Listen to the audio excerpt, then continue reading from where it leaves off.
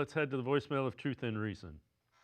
Hey, what's up, Dave? Taylor from Columbus. The DeAndre Hunter trade, I really do like the trade that they made and the compensation they received. Keon Ellis is a defensive stopper, and that's something we were lacking when we traded Okoro, but he brings a better element of offense than Okoro ever had. So he is a really good three-point shooter, and I think if he's in a system that allows him to use his skill set, he could probably average about 10 a game. We might not need him to do more, but he's capable. And I've always been a fan of Dennis Schroder. He is a great point guard, a scoring point guard, but I'm not too sure about his defense. Maybe you guys can speak on that.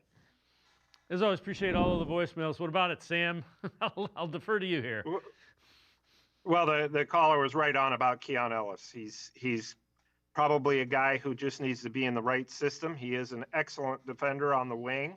And that's been his reputation, and he can hit threes. So, this is an opportunity. And like the caller said, he may not need to score more than 10 a game, may not even need to score that much. But he does, the things that Isaac Okoro did, but he's younger, and you hope that he's going to be a level above Okoro. That's what the Cavs are hoping. As far as Dennis Schroder, he's actually not a bad defender. He gets after it. Guys like Michael Jordan in Germany, what he's done with the German national team, but he plays with an edge. They've been missing that edge that Dennis Schroder will bring, and he does get after it defensively.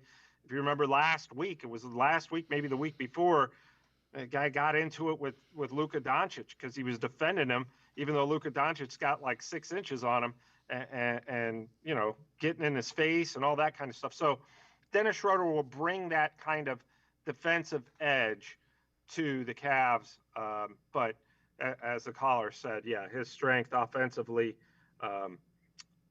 against the Cavs a couple of weeks ago when he was playing for the Kings, he looked like prime Michael Jordan. So he has that ability to score a lot of points and run the offense. So I think he's a journeyman, but he's one of those guys that everybody likes to have on their team because he'll come off the bench and score, or if you have an injury, he can start.